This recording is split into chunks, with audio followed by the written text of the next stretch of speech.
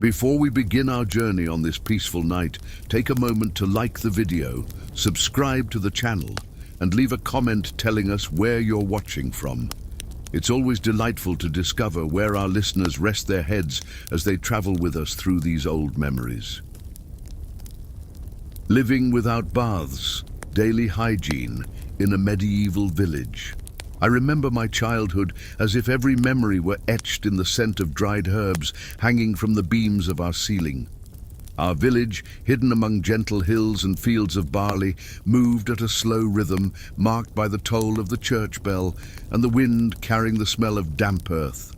Full baths, as many know them today, were almost non-existent. My mother, with her quiet patience, taught me that cleanliness came not from abundant water, but from constant care. A towel warmed by the fire, a handful of rosemary and sage, and the sacred habit of changing clothes whenever possible. That was how we kept our health, and more than that, a certain comfort that tied us to what was simple and safe. On cold nights, we would sit by the hearth while my mother boiled a small pot of water scented with mint leaves. It wasn't for drinking. It was for dipping a clean piece of cloth and wiping our faces, hands, and tired feet. I remember how that gesture felt almost like a ritual. As she rubbed my wind-reddened cheeks, she would tell me stories of old times, of when people believed that too much water could carry disease. The secret, she would say with a calm smile, is not to anger the spirits of health, and they live in what is dry and clean. And so, with that gentle warmth and the fragrance of herbs, I felt protected from the world outside.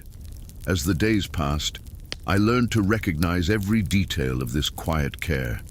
There was something comforting in the sound of clothes being beaten against the stone down by the stream, even in the biting cold of winter. The women of the village chatted as they worked, their voices blending with the murmur of the water. My mother always said that changing clothes was like shedding one's skin. Leave behind your weariness and put health back on. And indeed, when we slipped a freshly washed shirt over our skin, it felt like a kind of renewal, a cleanliness deeper than any plunge into icy waters could offer. Sometimes, the men would laugh at these practices, calling them mere vanity. But whenever someone fell ill, they would run to my mother, asking for a handful of herbs or a cloth soaked in hot infusion. She never refused. I watched in fascination how these simple gestures held power, not only the power to ward off dirt, but to offer comfort. For, at the heart of our village, true hygiene was not only in clean hands, but in the care we gave one another. There was also the custom of fumigations. On certain days, especially when someone seemed weak or weary, my mother would burn dried sprigs of rue and laurel in the center of the house. The smoke drifted through the air, slow and aromatic, clinging to the wooden walls as if it could purify not just the body, but the spirit. I would sit by the hearth, feeling that warm mist wrap around my face, and imagine each thread of smoke carrying away any shadow of illness.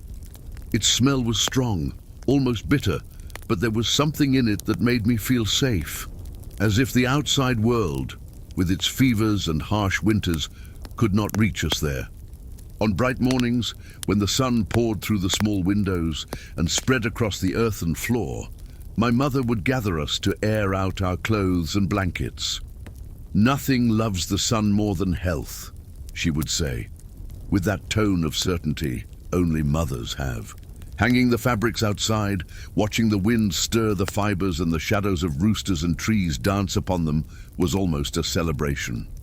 In those simple moments, among herbs, smoke and sun-warmed cloth, I realized how life, even without baths, had its own way of remaining clean. At night, after all the day's work was done, my mother would warm a small jar of oil made from lavender and chamomile flowers. With it, she would massage our hands and feet, especially when the cold was so harsh that our skin would crack. Her touch was firm but full of care, and that gentle fragrance seemed to erase whatever weariness was left from the day. It was as if, in each gesture, she reminded us that hygiene was not just about cleaning the body, but also about soothing the heart. I would fall asleep to that scent, wrapped in warm cloths and the peace of a well-kept home. From time to time, travelers brought tales of cities where people submerged themselves in great public baths. These stories made us curious, but my mother always laughed and shook her head, saying, "Too much water leaves the soul unguarded." Perhaps it was superstition, perhaps simply prudence passed down from generations that feared disease. For us, however, it did not matter. In the quiet of our village, among herbs and clean clothes, we felt our little rituals were enough to carry us through any winter, and somehow they always were. I remember one afternoon in particular when a neighbor came to our door, shivering with fever. My mother didn't hesitate. She took a clean cloth, soaked it in an infusion of mint and vinegar, and pressed it against his forehead with the gentlest hands. I watched in silence, as though witnessing an everyday miracle. Slowly, I saw the color return to his face, and he smiled, grateful. It wasn't only the simple remedy that worked, but the care, the attention, and that calmness my mother carried like an ancient blessing. Over time, I understood that in our village, hygiene was not merely a habit, but a kind of silent language among people. Every washed cloth, every herb hanging from the beams, every jar of fragrant oil was an act of love and hope. And even if the world beyond the hills was full of danger and disease, within our home, I felt we were surrounded by an invisible wall built from those small practices. A wall that smelled of lavender, dried hay, and sun-warmed linen. When spring came, bringing with it the song of birds and the sweet scent of wildflowers, our routines changed only slightly. The windows stayed open longer, letting the fresh air sweep through the rooms. My mother would use those days to boil pots of water with thyme and savory, which she then used to wipe down tables, benches, and even the packed earth floor. I loved to help, even if it was only by carrying small buckets and sprinkling the fragrant water over the ground. There was something magical in seeing the house shine, as though every drop of labor made us safer than any wall could. Neighbors often stopped by our door to compliment the smell wafting from our home. Some would even ask for a handful of the herbs my mother so tenderly grew in the garden. She never refused. Instead, she would hand them small bundles wrapped in linen and say with a smile, "Here, may health walk with you."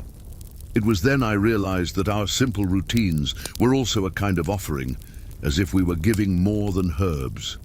We were giving peace. On certain days, when the sky grew heavy and the rain fell in a thin veil, we all stayed indoors, listening to the steady patter on the thatched roof. On those afternoons, my mother would take the chance to teach me little tricks.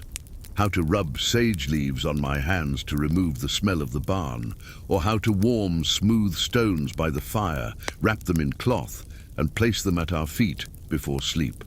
I listened closely, enchanted by the way she turned such simple things into something almost ceremonial, as if every detail carried a secret passed down through generations.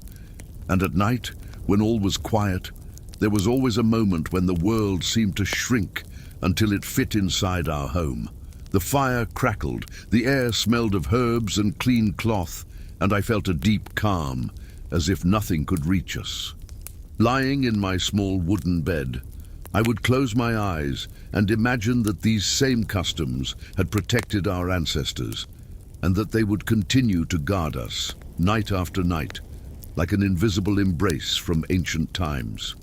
Once, during a particularly harsh winter, many in the village fell ill. But in our home, despite the cold seeping through the cracks in the windows, we remained healthy. My mother said it was because we never failed to keep our little rituals. Sunlit clothes, clean cloths, and herbs burned at dusk. To me, it felt almost like a silent spell, an ancient pact between our family and the natural world. And somehow, it worked. It always worked. I remember watching my mother with quiet admiration. She had no books, no formal knowledge of medicine, but she carried within her a steady wisdom born of patience and observation. With gentle hands and fragrant herbs, she kept sickness outside and peace within. Even now, as I recall those memories, I can almost feel the warmth of that hearth and hear the soft wind against the walls, as if I were still there, sheltered in that humble home. In time, I learned to repeat each of these gestures as if they were silent prayers. I can still see myself, a little girl, hanging clean clothes in the sun while the soft breeze played with the fabric. Each piece swayed as if dancing, releasing into the air that comforting scent of freshly washed linen. There was an indescribable peace in watching these small scenes, as if the whole world were reduced to the serene rhythm of our chores, far from any hurry or worry. Sometimes at dusk, when the golden light stretched across the fields and the crickets began their song, we would all sit together by the door. My mother, with her calm gaze, would tell us stories of how her own grandmothers had survived times of illness and scarcity simply by trusting these same customs. I listened, captivated, imagining those strong women, wrapped in the same scent of herbs and hearth. It was as if each story added another layer of protection, embracing not only our home, but also our memory. As the years passed, I realized that these memories became part of who I am. Even when I grew up and visited other villages where some customs were different, I always carried with me the sense that it was not abundant water that kept us clean, but care itself. The simple act of wiping the skin with a warm cloth or hanging clothes in the wind felt almost sacred. And every time I repeated these gestures, I felt as though I was speaking to my mother, even when she was no longer there beside me. Today, when I close my eyes, I can still hear the crackle of the hearth and smell the slow-burning herbs. It's a memory that soothes me, as if every fragment of my childhood were a shelter I can always return to. And perhaps that is what keeps the old wisdom of our village alive. Not just what we did to stay clean and healthy, but the serenity each small ritual brought us, reminding us that even in the simplest life, there is beauty in every detail. Now, as I tell this story, I realize it is not just memory, but an invisible inheritance passed from calloused hands to young ones. It is not made of gold or grand deeds, but of familiar scents, the warmth of a hearth, and the gentle touch of a clean cloth against the skin. It is an inheritance that teaches us that life can be sustained by the simple, and that within the simple there is a lasting peace that time cannot erase. And so, even though the world around me has changed, I still carry those quiet rituals with me. When I warm a towel with herbs or let the wind carry the scent of freshly washed clothes, I feel myself once again in that modest home, my mother smiling beside me, and in that stillness, everything falls back into place, because in the end, it's not only about living without baths, it's about living surrounded by care, and that care, even now, still cradles me like an ancient song. When the Lord was gone, surviving without land in the Middle Ages, I remember well the silence that fell upon the village on the day the Lord departed. There were no bells, only a heavy stillness, like a field after the harvest. Windows stayed shuttered, and even the dogs seemed wary of the strange air lingering over our homes. It was on that very day that I understood, with a bitter kind of clarity, that the land I had tilled for so many years was no longer mine. Not by theft or quarrel, simply by the cold, immutable law of the feudal world. Overnight I became a man without soil, with calloused hands and a family who still looked at me with hope. The first weeks were the hardest. I remember walking along the narrow paths, past the fields I once ploughed, now guarded by new men who looked at me as though my very presence was an offense. At night, I would sit by the hearth with my wife and our 2 children, sharing pieces of stale bread and old stories, forcing laughter to keep the weight of our loss from crushing them. And yet, there was a strange peace in that sudden poverty, as if life itself whispered that there would always be work for willing hands and good-hearted neighbors. In the mornings, I learned to rise before the sun, no longer to tend my own fields, but to offer my labor to those who needed it. There was always a wall to mend, a field to reap, or a cart stuck deep in the mud. The villagers looked at me with a mix of pity and caution. Some paid me with small coins, others with sacks of barley or a strip of salted meat. It was little, but there was dignity in it. Each task felt like a new thread weaving back a life I thought I had lost. I especially remember the fairs, where the air was thick with the smell of fresh bread and newly sheared wool.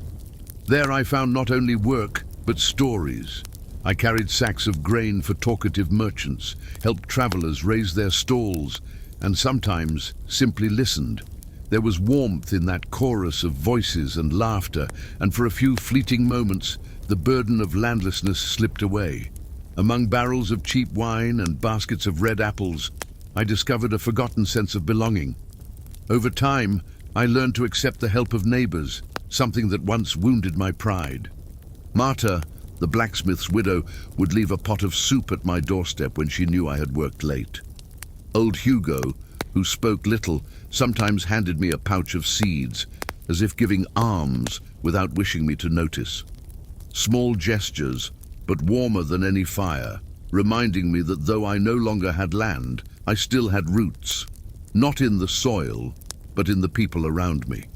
And yet, there were nights when uncertainty weighed heavier than hunger. I would sit by the straw bed, listening to the wind whistle through the cracks in the door, and wonder if I would ever again feel the scent of wet earth after rain, as I once had.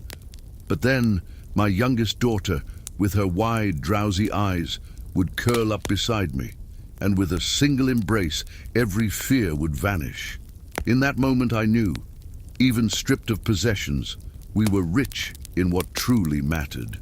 One autumn morning, while the dew still clung to the grass, a villager named Thomas asked me to tend his cattle for a few days. I accepted without hesitation and soon realized it was not merely a temporary chore, but a chance to learn something new. As I guided the cows through the damp fields, breathing in the sweet scent of hay carried on the cold wind, I understood that even without land, I could still cultivate a life, so long as I cared well for what was entrusted to me.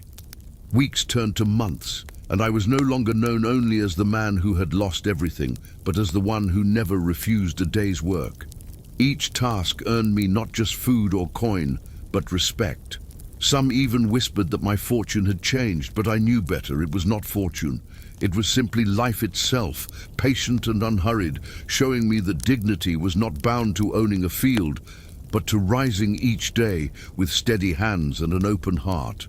There was a day when even the village priest asked for my help to mend the church roof. We climbed the narrow ladders, and from above I saw the whole village spread out below. Stone houses with smoking chimneys, golden fields in the distance, and children running through the muddy lanes. It struck me then, almost painfully, that I had regained something I could never measure, belonging, not defined by fences or deeds. When we climbed down, the priest simply smiled and said, "Sometimes losing the land is what makes us find the ground." That night I sat by the hearth with my family.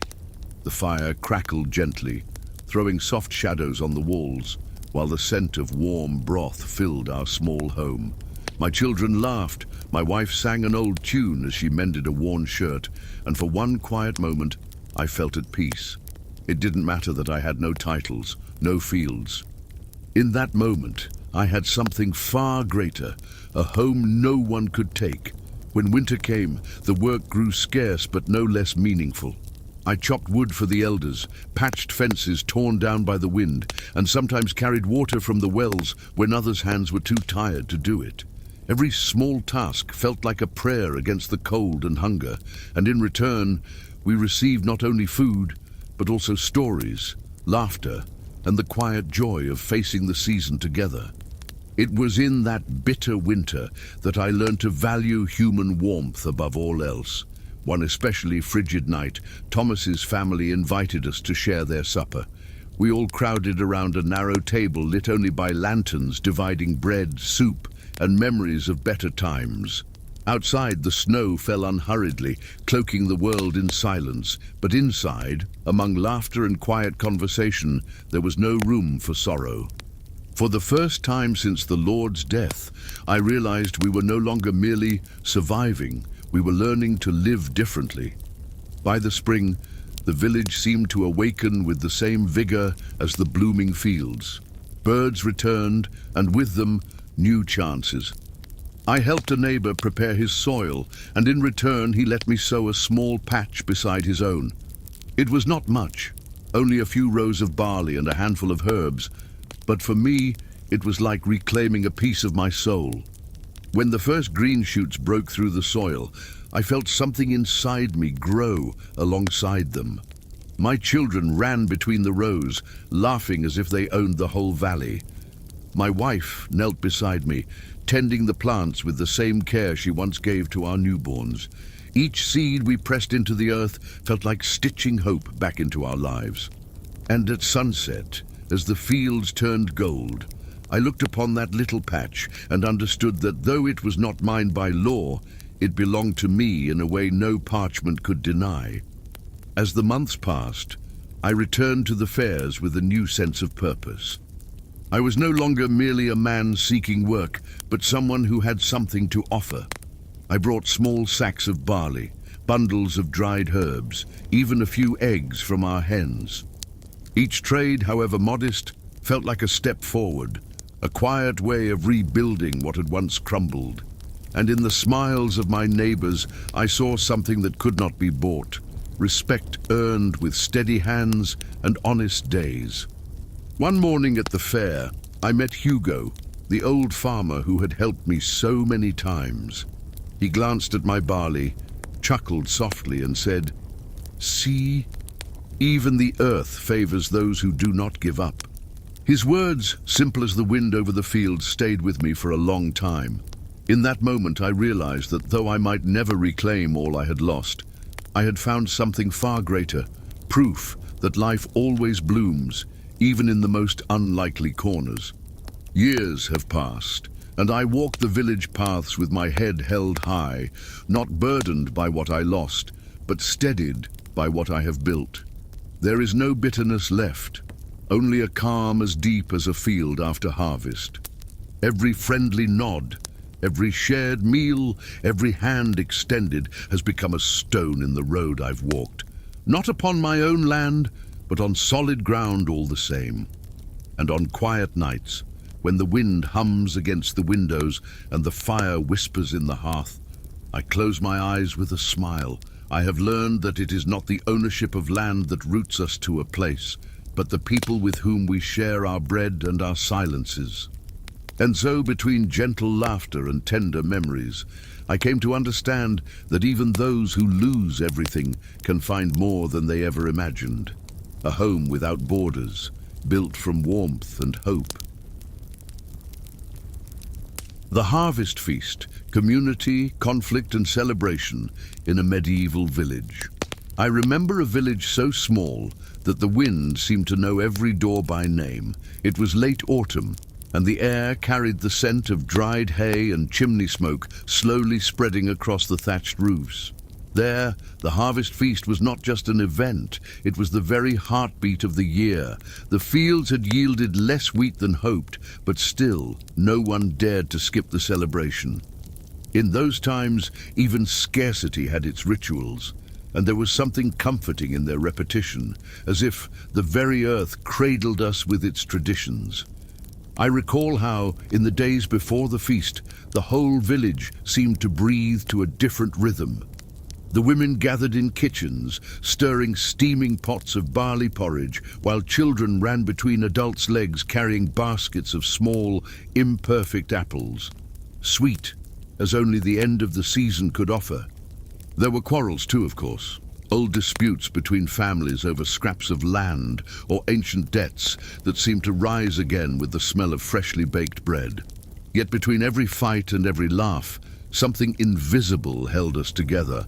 Like the rope of a bell that, even pulled unevenly, still sounded the same note. On the morning of the feast, I woke before the sun, as did everyone else. The cold seeped through the cracks in the wooden door, but outside the first sounds of the village waking came. The steady pounding of pestles crushing grain, the rough voices of men setting up long tables in the central square, and the tinkling of cows being milked in the distance. Opening the window, I saw the fields still veiled in mist, and for a moment it seemed the whole world held its breath, waiting only for the first peal of bells to truly awaken. Slowly, the stone and mud houses opened like shy flowers. Women in worn aprons carried trays of dark bread and pots of fresh butter. Men brought barrels of bitter beer brewed with the little barley they had saved from the previous winter. Even the poorest found something to offer, a handful of nuts, a piece of hardened cheese, or simply their hands to help set the tables. It was not just sharing food, but a silent pact of survival, because there, in that tiny village, no one survived alone. That year, a small conflict threatened to shadow the feast's glow. The families of Guilhermina and the Hadrian brothers, who shared the same well, had been trading barbs for weeks, all over an old dispute about the use of a plum orchard that lay right on the border of their lands. The quarrel seemed to have slept through the summer, but a sharp comment during the bread distribution rekindled tempers. Voices rose, faces hardened, and for a moment I feared the main table would become a battlefield of words. But then something curious happened. Old Isabeau, who rarely left her home and could barely hear, appeared in the square carrying a tray of pumpkin pie. Her trembling hands held it so carefully that even the children fell silent as she passed. She placed it in the center of the table, right between the two feuding groups, and said simply, "This recipe was my mother's." She always said, "Nobody fights with a full mouth," and as if that simple gesture untied the invisible knots between families, eyes lowered, and someone, perhaps Hadrian, perhaps Guilhermina, I do not remember, reached out to take the first piece. From that moment something changed in the air. Laughter began to spread, shy at first, but soon as natural as the smell of fresh bread straight from the oven. The children, oblivious to the adults' tensions, started dancing in circles, their small boots kicking up clouds of golden dust beneath the low afternoon light. Even old Pierre, known for his grumpiness and habit of complaining about the price of salt, was seen tapping his foot quietly to the rhythm of an old song played on a miller's pipe. When the chapel bell rang, announcing the official start of the feast, everyone was already gathered around the long tables. The dishes were simple: thick soups, barley porridge, aged cheese, and pies made from what remained of the harvest. But I never recall anything tasting so plentiful. Perhaps it was hunger, perhaps the warmth of stories shared between sips of weak beer. But that night, even the humblest fare tasted like celebration. It was as if the village itself had decided for a few hours to forget the harshness of the coming winter. As night fell, the square was lit only by torches and lanterns hanging on the houses' doors. Shadows danced on stone walls, and the murmur of conversation mingled with the crackling of fires. There was something almost magical in that moment, as if we were united not just by the feast, but by the simple act of existing side by side. Conflict seemed distant, and even the harshest voices softened before the fire's warmth and the sweet smell of roasted apples. I remember sitting near the edge of the square, watching everything with a strange sense of peace. Old Father Jean, with his worn staff and hands stained with wine, told ancient stories to a group of children bundled in thick cloaks. He spoke of times of famine and wars, but also of simple miracles, an unexpected sunny day or a harvest that arrived at the last moment. And as the children listened wide-eyed, I realized perhaps this was what the feast truly gave us. Not just food and music, but the stubborn hope that tomorrow would always come. Later, when the moon was high and silver in the sky, the dances began. There were no professional musicians, only the villagers themselves with pipes, simple drums, and rough voices worn from singing to the wind. Still feet stomped strongly, kicking up little clouds of dust, and even the shyest were pulled into the circle. I remember Guillermina and Hadrian, the old rivals, stumbling awkwardly side by side, laughing as if they had never fought.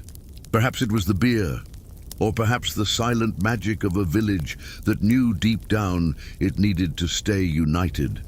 Meanwhile, at the edge of the square, the tables remained piled with scraps of bread, empty soup bowls, and plates scraped clean of the last piece of cheese. The scent of cheap spices, brought from far by merchants who came only once a year, mingled with the sweet aroma of apple pies and the smoke from the elders' pipes. It was a poor feast, and yet I swear I have never seen anything richer, not by what was on the tables, but by the faces lit by the flames, and the rare feeling that for one whole night no one needed fear, hunger, or loneliness. When fatigue began to weigh, some retreated to their homes, carrying the warmth of the feast like a hidden ember to keep the fire alive. But many stayed in the square, sitting near the dwindling fires, exchanging low voices so as not to wake the children sleeping on makeshift blankets. It was there, among held-back laughter and the smell of burning wood, that I realized something I never forgot. The harvest feast was not just a celebration of what we had, but also of what we still lacked, because it was precisely hope that bound us. Before sleeping, I remember looking up at the sky where thousands of stars twinkled, indifferent to our small joys and disputes. And yet, beneath that same cloak of light, we were an entire village, sharing the little we had and turning simplicity into something almost sacred. That night, I fell asleep certain that even in the harshest winters, there would always be a fire burning, a piece of bread shared, and a story to tell. And perhaps that was exactly what kept us alive. Over time, the feast faded like a candle burning to its end, but its warmth remained. Each returned home carrying not only the memory of flavors and songs, but also the feeling that, for one night, no one had been alone. Even the old disputes seemed to lose their strength, lulled to sleep by the weight of laughter and sharing. And in the days that followed, as cold tightened and work in the fields slowed, the memory of that celebration served as an invisible shelter against winter's harshness. I can still close my eyes and see torches reflected on everyone's faces, the steam of soups rising in the cold air, calloused hands meeting to help set a table or carry a barrel. It was not just a feast. It was a silent reminder that life, even harsh and uncertain, could be softened by company and mutual care. And so, with every harvest, as the bells rang and tables were set, I knew and still know that the village never celebrated only the fruits of the earth, but also the invisible strength of staying together. Judged by neighbors, the struggle of an accused peasant. I remember a particularly harsh winter, when the snow seemed never to melt and the hearths barely chased away the cold that seeped into the bones. It was during that time that lived a simple man named Bertram, a peasant with calloused hands and tired eyes, but an honest heart. His cabin stood at the edge of the village, surrounded by a small chicken pen and a modest stable, where the straw carried the sweet, dry scent of carefully stored hay. Everything about him was ordinary and predictable, until the day the whispers began. One grey morning, before the chapel bell rang, Bertram was called to the village centre. A ram had disappeared from a neighbour's flock, and everyone, as if driven by an old and relentless instinct, turned their eyes to him. It mattered not that Bertram was always the first to help when someone fell ill, or that he often lent bread even when he had little for himself. Within that circle of narrow eyes and pointed fingers, the memory of virtue seemed weaker than the cruel call of suspicion. The village council gathered in the old communal house, a dark wooden hall where the walls held more secrets than any book could record. There, under the flickering torchlight, Bertram stood before his neighbours, men and women he had known since childhood, but who now seemed strangers. Voices whispered in the background, and every word sounded like a small stone thrown at him. There was no evidence, only looks heavy with fragile certainty, and the old belief that if misfortune struck, someone must be blamed. I remember well how Bertram stood still, like a lone oak in a storm. He spoke little, not because he lacked words, but because he had learned early that when winds of suspicion blow, truth seldom finds willing ears. His wife, Marta, watched from the door, fingers intertwined on her worn apron, while the eldest councilman, Master Anselmo, struck his cane on the floor to demand silence. There, amidst the villagers' murmurs, there seemed no room for justice, only the need to end the debate with a scapegoat. The trial held no formalities. One by one, neighbors rose to speak, not with proof, but with old tales, an axe Bertram had once forgotten to return, a look misread during the market, or simply the fact that he lived somewhat apart from the others. Every irrelevant detail slowly became an argument. I recall the sound of boots scraping the wooden floor, the crackling torches, and the cold seeping through cracks, as if the very night wished to witness that silent injustice. Still, there was something in Bertram's posture that marked me. He did not beg, shout, or defend himself with fury. He simply lifted his eyes and, with an almost disarming calm, said, "You may take my honor with your words, but not the truth I carry within." It was a brief moment, but even the loudest neighbor seemed to hesitate. Yet, as often happens in small villages, hesitation soon gave way to the familiar comfort of prejudice. And so, the decision was made. Bertram was to compensate the neighbor for the lost ram, though no sign of guilt was ever found. The next morning, Bertram walked to the square with his head held high, carrying a sack of barley, all he could offer without letting his own family go hungry.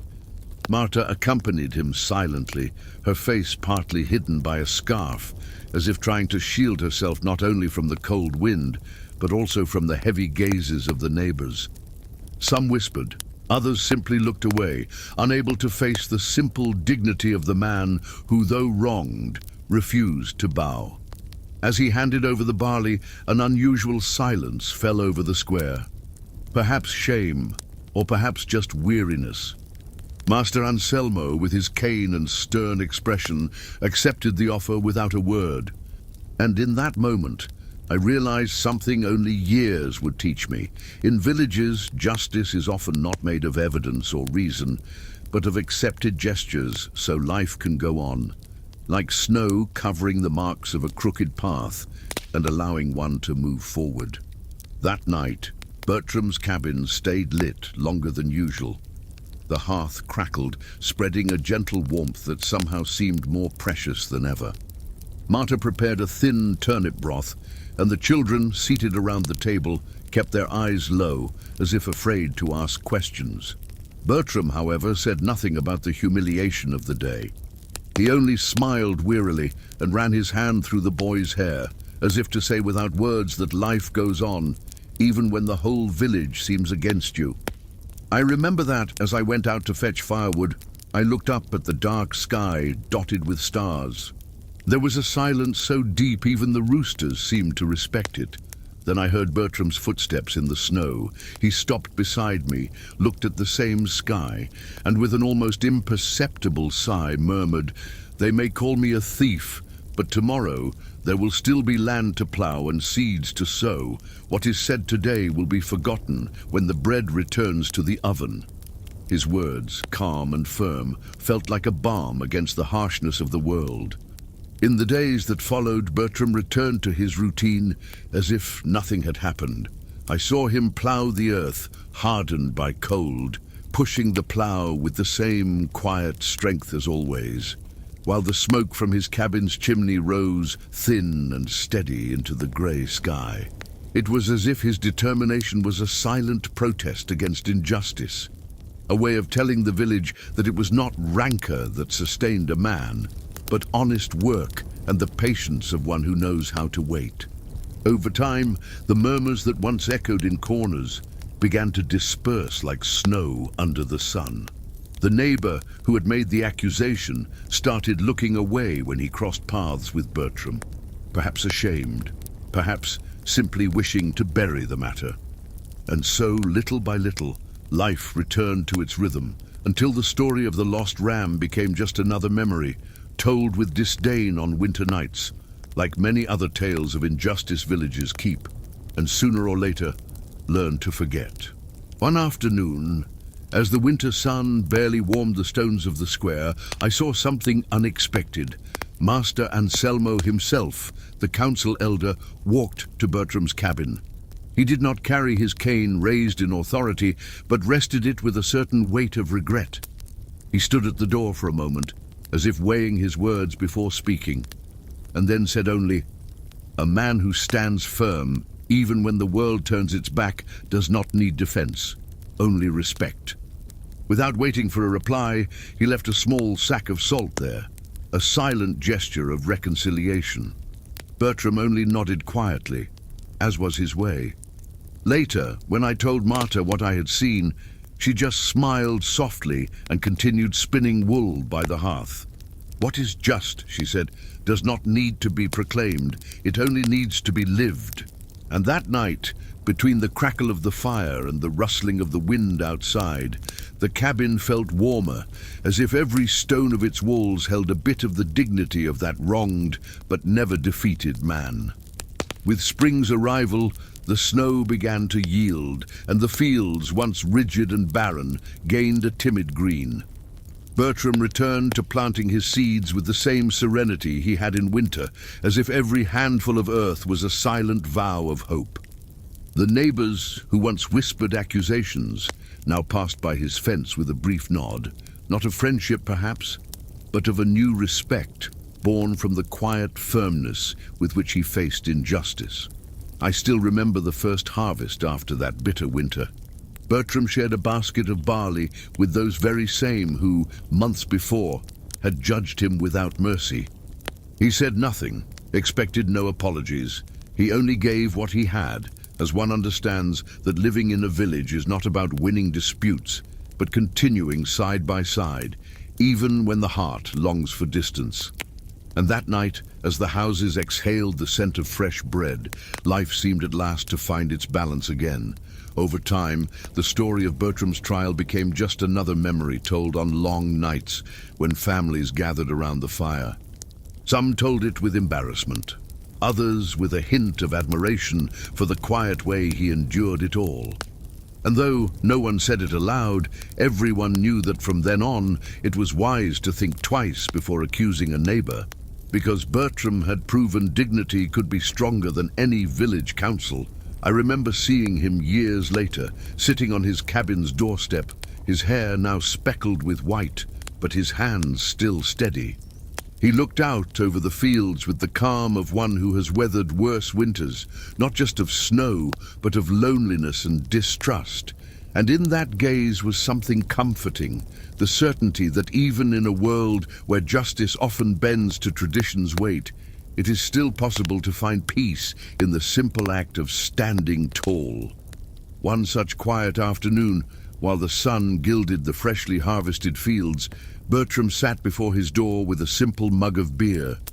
The light breeze carried the scent of wildflowers, and the distant laughter of children echoed through the village. He closed his eyes for a moment, as if giving thanks, not for having won, but for having endured. And in that calm, almost imperceptible gesture, there was a victory greater than any acquittal, the victory of having kept his own truth.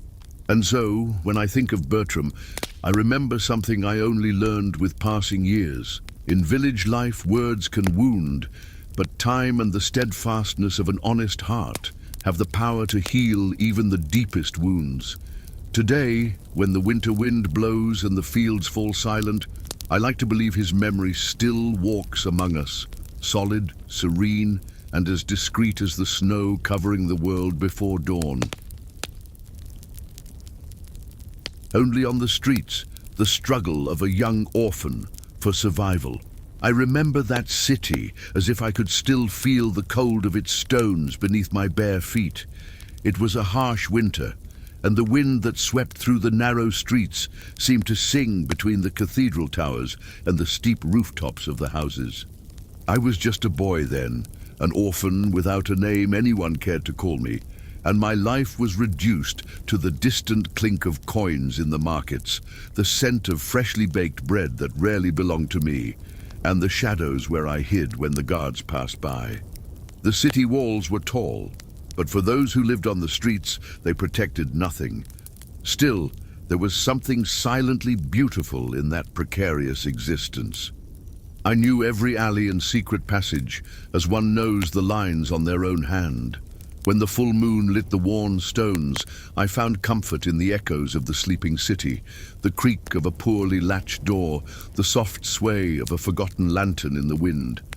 And amidst that solitude, without witnesses, I learned to listen, not just to the world around me, but also to that fragile thread of hope that stubbornly refused to break inside me. There were nights when hunger kept me company like an old friend. I would slip through the emptied markets, gathering crumbs left by merchants or competing with crows for a fallen piece of fruit. Sometimes, a kind-hearted baker left a hard loaf on his doorstep, pretending not to see when I took it. Those small gestures were like embers in the cold of my existence, silent, almost invisible, yet capable of warming the remnants of my faith in humanity. I was not completely alone.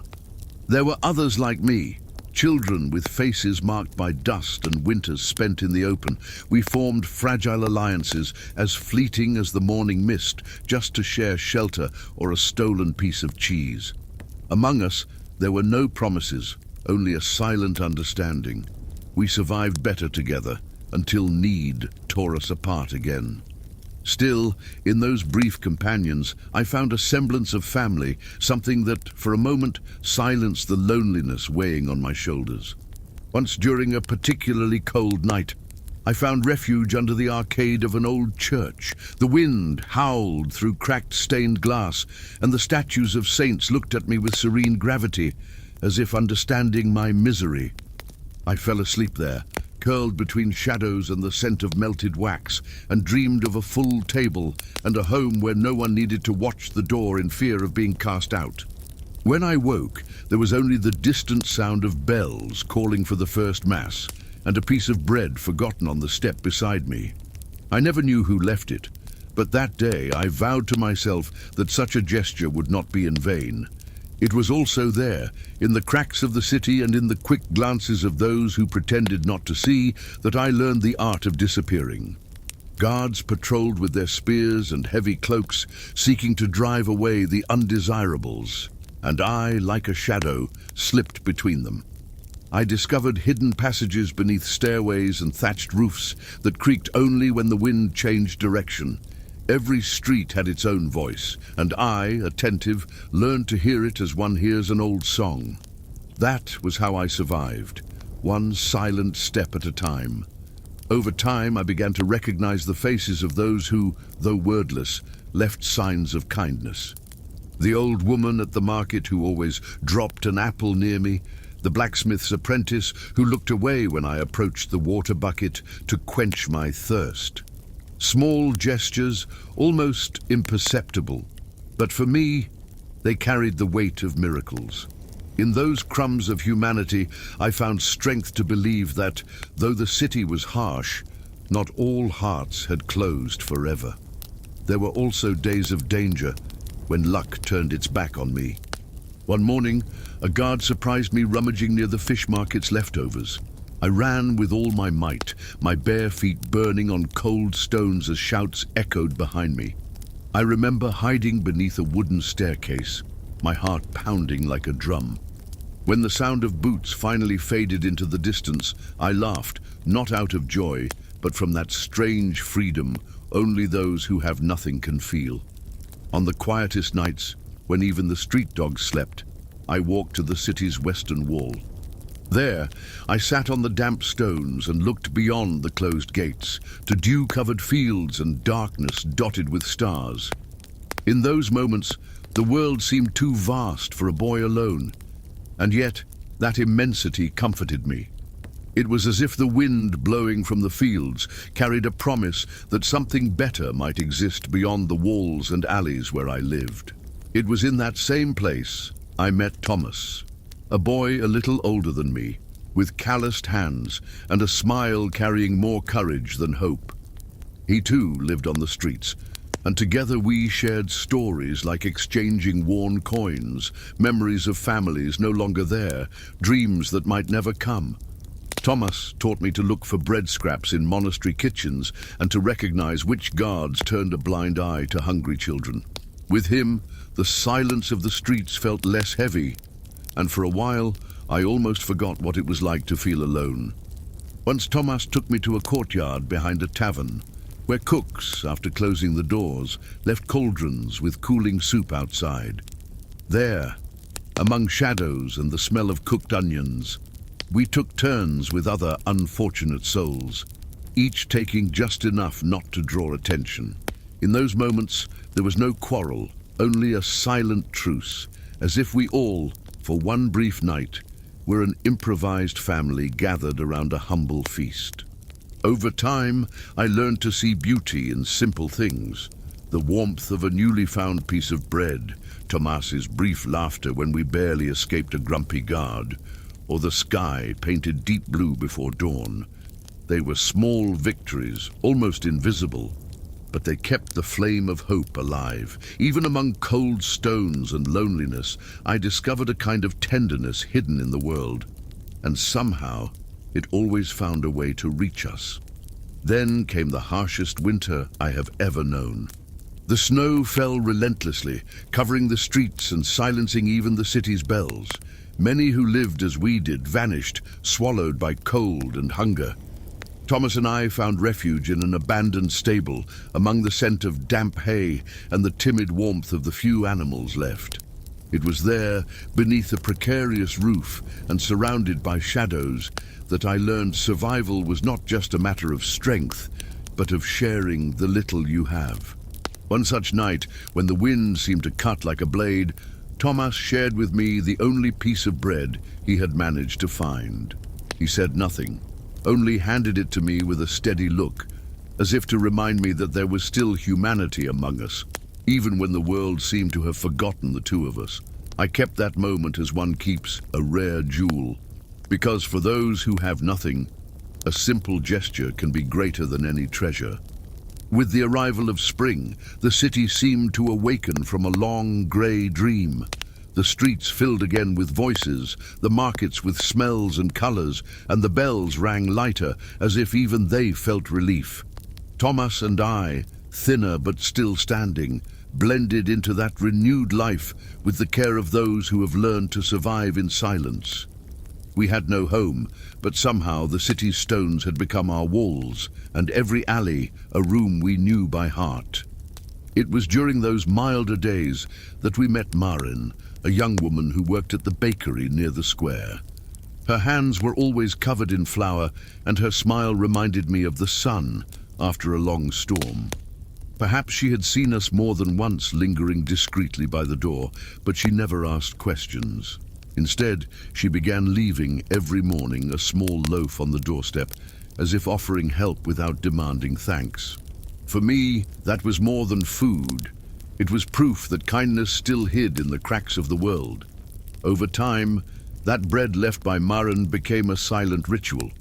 Thomas and I waited for the exact moment the bakery door opened, only to see her leave with a distracted look, pretending not to notice us. It was a game of delicacy, almost as if we had all agreed never to speak of it.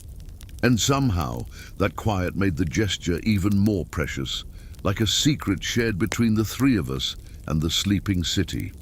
One morning, while sharing the bread by the fountain's edge, Thomas told me that maybe one day we could work there, helping carry sacks of flour or sweep the bakery floor. I laughed, not because I doubted it, but because the idea seemed too distant a dream for us. Yet at that moment, with the smell of warm bread still on our hands and the sun gilding the square stones, I believed, even if only for a brief second, that the world might open up for us. In those small hopes, I found strength to carry on. Each day was a struggle, yes, but also a thread woven from simple gestures that kept us standing. A loaf left on a doorstep, a laugh shared under the moon, or even the quiet of a night spent without being driven from our makeshift shelter. The city could still be cruel, but I had learned there was softness even in its cold stones, and it revealed itself only to those who knew how to wait. As the seasons passed, I began to see that the loneliness that once crushed me had changed into something else. Tomas was always there, and even the faces of other unfortunate souls, once strangers, became familiar. We were no longer just survivors scattered through the streets. We were a strange kind of community, united not by abundance, but by the silent understanding that deep down, no one should face the world alone. On one such quiet night, as the wind gently passed through the alleys, I sat beside Tomas near the western wall. We looked up at the stars, as if searching for answers that never came. But curiously, we did not need them. There was comfort simply in being there, sharing the silence and calm, while the city slept and the world seemed, for a moment, less heavy. It was then that I realized I was no longer just a boy lost in the streets. I had found, among shadows and crumbs of kindness, something resembling a home, not made of walls or roofs, but of people, even if few, and small gestures that gave meaning to the longest nights. And at that moment, for the first time in a long while, I fell asleep with the strange certainty that somehow everything would be all right. Over time, I learned that life on the streets was not just a story of misery, but also of discoveries. Every corner held an echo of laughter. Every anonymous face hid the possibility of an unexpected act of kindness. And though I never knew what the next day would bring, I learned to trust that invisible thread that stitches hope even in the darkest places. Today, when I think of those cold nights and silent mornings, I feel not only sadness, I feel gratitude. For it was among the rough stones of that medieval city that I found the rarest of shelters. Not a roof, but the certainty that even on the loneliest paths, there is always someone or something willing to remind us we are not completely lost. Winter at the forge. A blacksmith's battle against hardship. Winter arrived in our village like a slow, lingering shadow. I clearly remember the cold air slipping through the cracks of the doors, carrying with it the scent of burning wood and freshly fallen snow. That year, the forge seemed quieter than ever. The iron lay untouched on the workbench, and the heat of the embers barely chased away the feeling that each day was longer than the last. Yet I kept the fire alive, not just to shape the metal, but to sustain the hope that somehow we would make it through that relentless season. As the wind moaned outside the windows, my wife sewed by lamplight, and the children played quietly with pieces of wood I had carved into small horses. There was something comforting in that simple domestic scene. The crackle of embers, the rustle of fabric, and the children's muffled laughter. Yet beneath that calm surface weighed heavily the worries of debts and a lack of orders. But in that house, even when hunger threatened and the cold tested us, we still gathered around the fire, because in some way, dignity is also forged in the silence of the harshest winters. In the mornings, before the sun rose behind the snow-covered hills, I would light the forge anew. The bellows sound, pushing air into the embers, broke the silence of the still sleeping village. It was not uncommon for neighbors passing my workshop to simply nod silently, their eyes mixing understanding with compassion. Everyone knew winter spared no one, but for a blacksmith, when the fields slept and the plows rested, the absence of work was almost as sharp as the north wind. There were days when I accepted any repair, no matter how small, a broken belt buckle, the ironwork of a door giving way to the cold, even dented pots begging for a second life. I was never ashamed of such jobs. On the contrary, each small task was a spark of hope, and I received them as one gathers precious crumbs from the frozen ground. Perhaps that was how life taught us to persist, one nail at a time, one hammer strike after another, until, between metallic echoes and sweat, the heart found a strange kind of peace.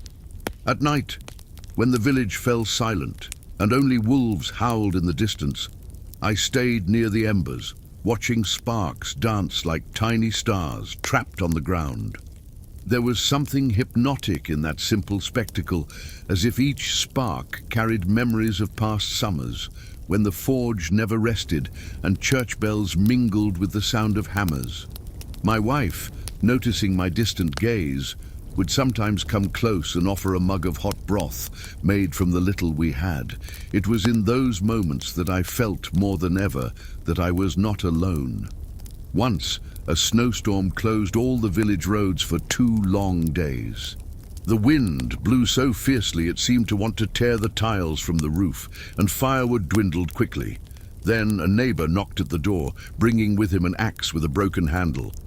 "I have no money now, but I can pay with a sack of flour when the road opens," he said, almost ashamed. I smiled, took the axe, and repaired it without delay. Because, deep down, in that village forgotten by the world, we all knew we survived only when we cared for one another. When the storm finally cleared, the village lay asleep beneath a white blanket. The sound of footsteps on the snow was muffled, almost sacred, and the cold air made every breath turn into little clouds before our faces. It was in that silence that I received one of the most unexpected jobs of that winter. An old farmer brought me a cracked chapel bell. "It's not much, but if you can fix it, perhaps its ringing will bring some cheer back to the people," he said with a tired smile. I spent hours before the cold metal, slowly heating it until the crack yielded to heat and the firm blows of the hammer. When finished, and the bell rang once again, its metallic voice cut through the cold air and echoed over the snow-covered roofs. The children ran outside, neighbors opened their doors, and for a brief moment we all forgot debts, hunger, and cold. The sound did not just announce the end of the repair, but reminded us there was still hope, even in the longest nights. That night, while the bells still seemed to vibrate in the village's memory, I returned home with a sweet fatigue, the kind that follows honest work. My hands bore marks of forge heat and the biting cold escaping through cracks. But seeing my wife smile as she greeted me made it all feel light. We sat together by the fire, and I told the children how the bell had sung again. Their eyes, lit by flames, shone with the same hope I tried to keep burning inside me. Over time, other small requests began to come. A latch for a widow's door, a chain for a farmer's well. None paid much, but all came with bread, flour, or a bit of firewood. Slowly, winter ceased to feel like an absolute enemy. It was as if each task, each simple act of trust, forged not only the iron beneath my hammer, but also an invisible bond among us all. A silent pact of resistance and mutual care. One morning, while adjusting an old hinge, I noticed the sun, still shy, beginning to touch the snow-covered roofs with golden light. The cold remained intense, but something had changed. The village seemed to breathe again. Children ran with flushed faces, and the smell of freshly baked bread escaped from homes. In that instant, I understood it was not only work that kept us standing, but the silent hope each of us placed in the others. It was as if, between hammer strikes and hot broths, we were building not just a bearable winter, but a true home. That same afternoon, as I closed the forge, a neighbor brought me a sack of coal as payment for an old repair. He said nothing, just left it at the door with a timid nod. I stood there for a few seconds, looking at that modest gift, and felt a lump in my throat. It was that silent exchange, made without words, that saved us. I realized then that even in the harshest winters, there was a kind of warmth that did not come from fire. It came from hands extended to one another. As weeks passed, the forge filled with life once more. The embers burned stronger, and the echo of hammers blended with the distant sounds of voices in the village. Every new order, no matter how small, seemed to carry a promise of better days. I worked diligently, and in every piece shaped I left a bit of myself. Not only sweat and strength, but the hope that we were surviving together, like iron and fire refusing to yield to the cold. At night, when all were asleep, I stayed a little longer by the embers. I watched the coals fade slowly until only small glowing spots remained, like stars trapped on the ground. In those hours I smiled alone, not for having defeated poverty or winter, but because I understood there was something greater than hardship, the quiet courage to continue day after day. And as the last flame's warmth touched my face, I knew the spring would come, as it always did, and we would be ready to welcome it. When spring finally arrived, it brought not only the thaw of the fields, but also a silent relief that spread through the village. The first shy flowers appeared by the roadside, and the sound of melting water running through the streams was almost a song.